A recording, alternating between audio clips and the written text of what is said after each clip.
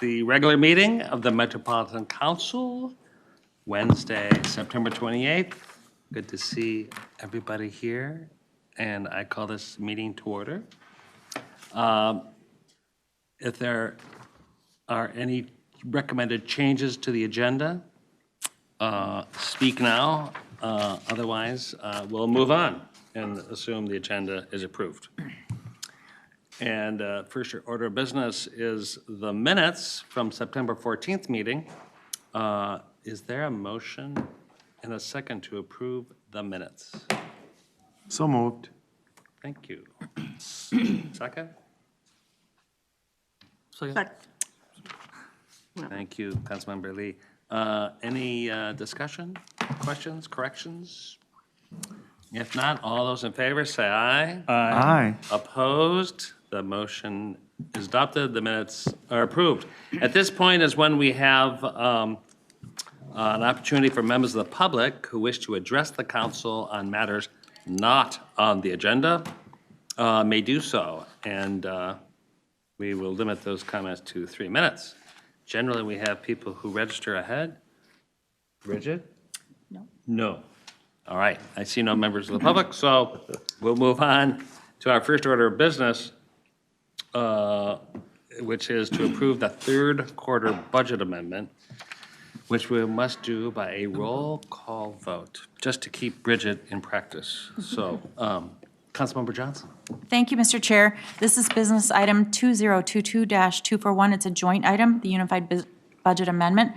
The 2022 third quarter budget amendment makes changes to the operating budget in Metro Transit and the capital budget in Metropolitan Transportation Service and Metro Transit. The proposed amendment was reviewed and approved by the Transportation Committee on September 12th and the Management Committee on September 14th. In Metro Transit's operating budget, the amendment moves $8 million in MVEST from the operating budget to the capital budget, and $8 million in federal formula funds from the capital budget to the operating budget. This is done for the administrative ease of balancing the funds between operating and capital programs. This dollar-for-dollar exchange of funds has no impact on regional MVEST allocations, MVEST reserves, operating reserves, or planned capital projects. In the MTS and Metro Transit capital budget, this amendment authorizes $5.9 million in new funds for 4 projects in the MTS ACP for the small bus fleet. The amendment also authorizes changes to 14 projects in the Metro Transit ACP, adding a total of $20.6 million to the ACP. The emphasis in this amendment is to continue to provide the financing to maintain the transit fleet in a state of good repair, consistent with FTA guidelines. This item was, again, heard on September 4th in Management, September 12th in Transportation. So, Mr. Chair, the motion is that the Metropolitan Council authorizes the 2022 Unified Budget Amendment as amended and in accordance with the attached tables in the report for the Council. So I would make that motion. Thank you, Councilmember Johnson. Is there a second?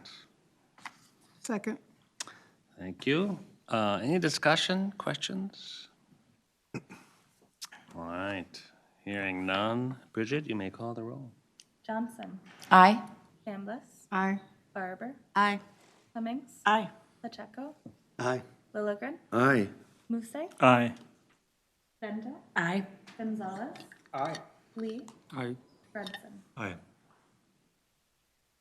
Here's Ellie. I was just waiting too patiently. Aye. All right, that motion is approved and carried. On to the consent agenda. May I have a motion and a second for the consent agenda? So moved. Thank you, Councilmember Barber. Second. Thank you, Councilmember Gonzalez. Any discussion?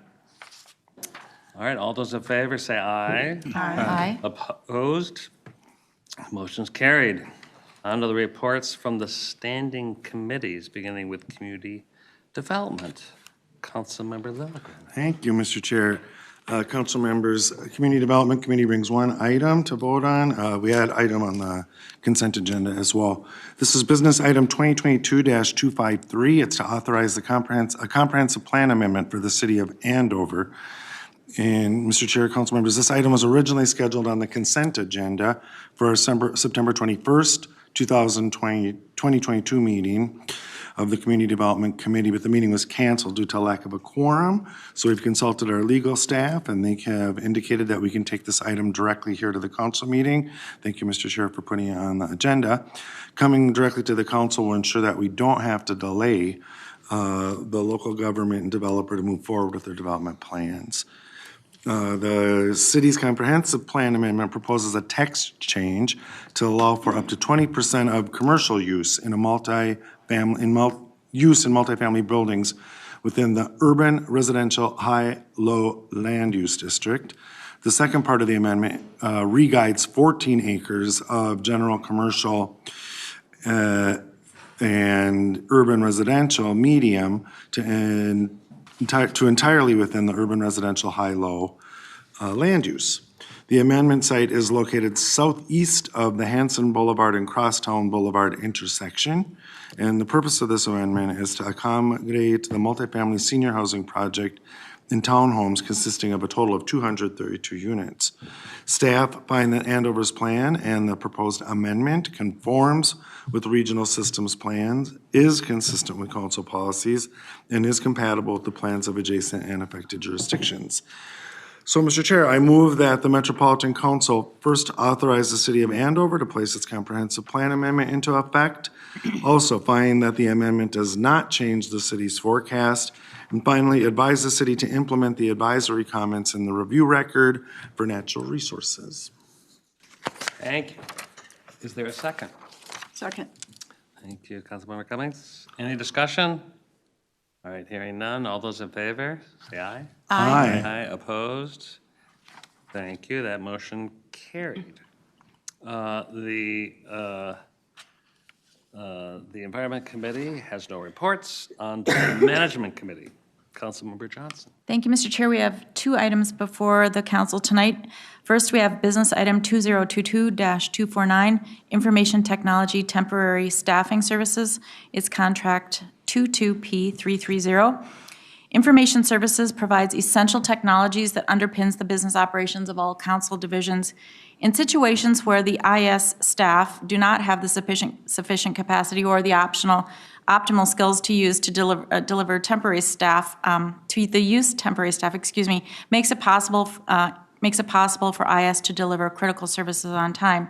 When council IS staff vacancies exist, temporary staffing permits IS to when council's IS staff vacancies exist, temporary staffing permits IS to continue operations as we fill those vacancies. The agreements addressed by this business item are part of a broader proactive framework that the council is establishing to ensure sufficient IS staffing, including expanded recruiting and a forthcoming RFP for IT staffing services will exist. So, Mr. Chair, under this business item, I move that the Metropolitan Council authorize the regional administrator to execute contracts 22P330A through D for information technology temporary staffing services for a total amount not to exceed $6 million. Thank you. Is there a second? Second. Thank you, Councilman Lilligren. Any discussion? If not, all those in favor say aye. Aye. Opposed? All right, that motion carried. Councilmember Johnson. Thank you, Mr. Chair, and this is item 2022-251, and it is construction and design build contracts thresholds increase for the council. Business item 2022-251 is to authorize an increase to the expenditure policy 14-2 to accept or reject any offer for the procurement of construction or design build projects up to $10 million, and that's up from $2.5 million. The last change was made in 2013. The construction industry has shifted significantly since then, including the current market volatility of supply chain shortages, labor shortages, and price volatility. These projects are highly standardized using a templated contract that has been approved by the Office of General Counsel and Risk Management. There will be no changes to the DBE or MCUB goal setting or review process. Additionally, each project is pre-approved annually through the pertinent committee, and it is based on an independent cost estimate and verified through a cost analysis. This is a continuous improvement effort to help projects that the council has move from bid submittal to notice to proceed faster. It really helps us to be more competitive, and it really does help our DBE and MCOP goals, because a lot of those vendors don't have the time that it takes when we've got the longer delays with the lower threshold. This proposed action is for the Metropolitan Council to adopt the attached version of FM 14-2, expenditures for the procurement of goods, services, and real estate policy, and to authorize the regional administrator to award construction and design-build contracts where the value of the contract does not exceed $10 million. And again, the Management Committee did review and approve this on September 14th. So with that, Mr. Chair, I would move to authorize the staff's recommendation on increasing our threshold from $2.5 million to $10 million, as stated in this report. Great, thank you. Is there a second? Second. Thank you. And discussion, I see we have a presentation. Were we going to hear from Judy, or it's at the option? If there's a staff available to make that presentation, I don't have the presentation. I'll ask Judy if that's something you're prepared to do, or is that just for our background? I think it's just for our background, unless anybody has any questions. And Mr. Chair, I would say the Management Committee did receive the full presentation on this, and we had a lot of questions, and I think a good vetting of this, and I think it's a really good move. It really is, again, intended to help us through procurement much faster. It will help in the bidding climate, and again, it will really help more bidders get into that process in a more timely manner. We have those that are trying to bid on our projects that really can't wait long enough because of our current timeline. It's extended. So again, the presentation is here, and if there are any questions, I know Jody and others could answer any of those questions. We'll leave it that way, but I appreciate the efficiency and the reason for the action. Thank you. Councilmember Chambliss, did you have a question? Yes, I have a question, and hopefully it's not a dumb question. I just want to make sure that I'm clear. Are we extending the time for bids so that small business owners have more time? Or are we speeding up the process and they might not have enough time to bid? Welcome, I know Ms. we're writing this Jacoby, in to answer all of our real questions. terms, but. Chair, committee member, if I understand your question correctly, it's about if the time with reducing from bid submittal to contract execution would give more time to our targeted vendors? Is that the question? Yes. The intent, thank you for that clarification. The intent with this really continuous improvement is to get from bid submittal to contract execution faster. DBEs and MCUBs and our prime contractors and subcontractors have really asked for the council to move faster, considering the supply chain issues, considering the issues with labor shortage. This is intended to benefit everyone to be able to actually start the work and get to that notice to proceed. It's not intended to extend the time to do that DBE review, but it's really intended to just get from bid submittal to contract execution to deployment of the work happening faster. Okay, that makes sense. I could see where they're able to plan and manage their contracts, subcontractors, et cetera, and retain them in a competitive market, so that makes sense. Any other questions? Thank you. All right, all those in favor, say aye. Aye. Aye, opposed? That motion carried. Thank you, and thank you, Judy. We're on to the Transportation Committee. Councilmember Barber. Thank you, Mr. Chair. Mr. Chair, tonight I bring business item 2022-250, which is the Transportation Improvement Plan. It's to accept the TIP, public comment report, and adopt the TIP. The Transportation Improvement Program, or TIP, is a four-year program of transportation projects funded in whole or in part with federal funding. The 2023 through 2026 TIP is a multimodal program of highway, transit, bicycle, and pedestrian projects in the Twin Cities metropolitan area. The TIP includes $5.6 billion in projects and contains projects using federal formula funds selected by MnDOT, the council, and projects selected through regional solicitations. The region revises its TIP every year. The TIP is consistent with the Transportation Policy Plan and with the FHWA and FTA conformity determination and has been recommended by TAB. TAB held a 45-day comment period and reviewed and provided the council with a public comment report, which included 30 comments from 17 sources.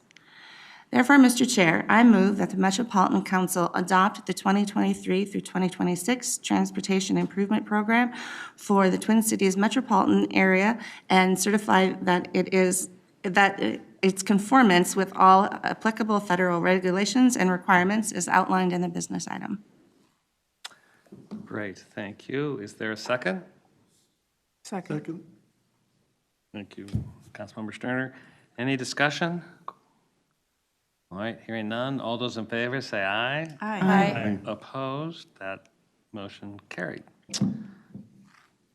We had a fast meeting, but there's time for any reports, comments anybody would like to share? All right, how about Regional Administrator? I'll pass. General Counsel? I will pass. I don't have anything to say either. Enjoy this beautiful day in fall. Thank you all for being here, and we'll see you soon. This meeting is adjourned. Thank you.